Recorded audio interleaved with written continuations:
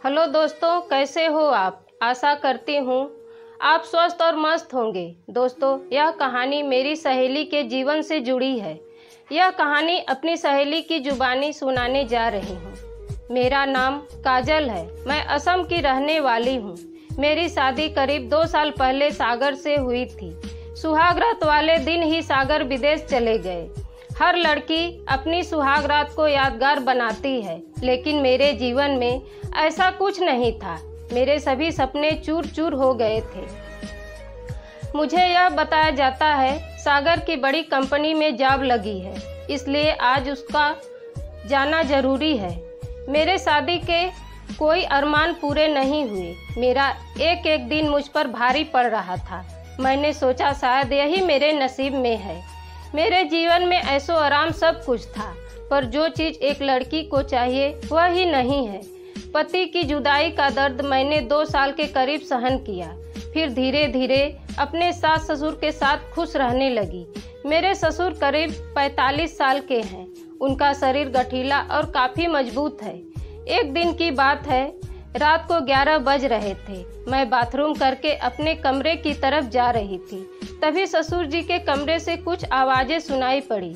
मैं खिड़की के पास गई। खिड़की का पल्ला हल्का सा खुला था। मैं अंदर देखने लगी। ससुर जी मेरी सास के साथ रोमांस कर रहे थे। उन्हें देखकर मेरे मन में भी हलचल होने लगी। मैं करीब 1 घंटे तक अपने सास ससुर का रोमांस देखी। अपने आप को बड़ी मुश्किल से काबू करती हुई जाकर सो गई।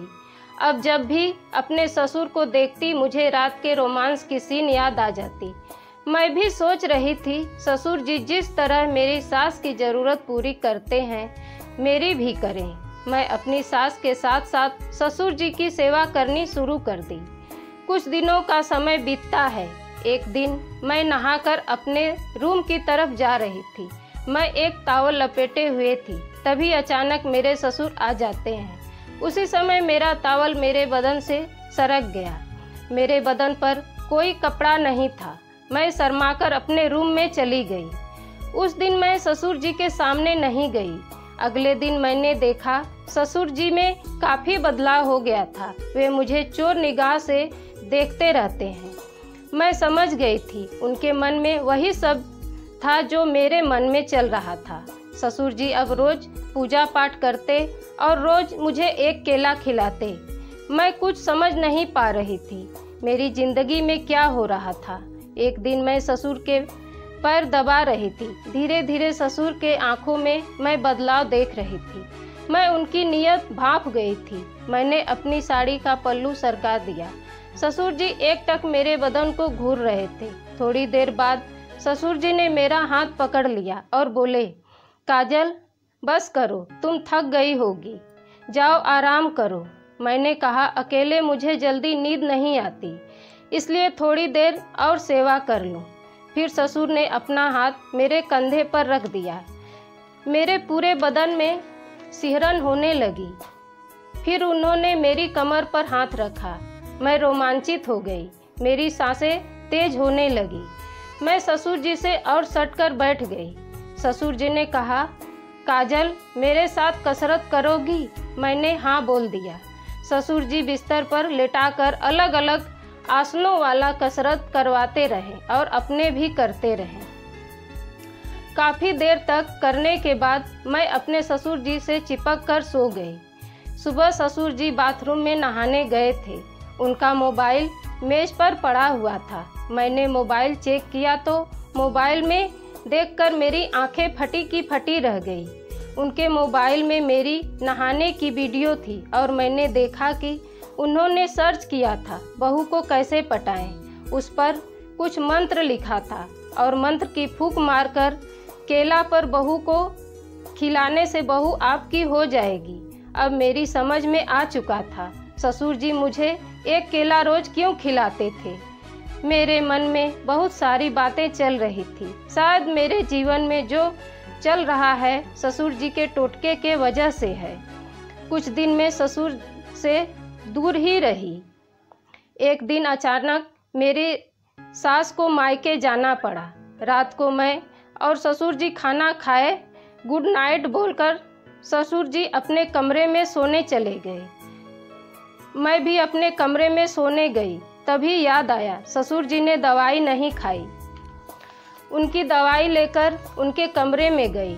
ससुर जी सो रहे थे। मैं उनका हाथ पकड़ के जगाई और दवाई खाने को बोली। दवाई खाकर वह बिस्तर पर लेट गए।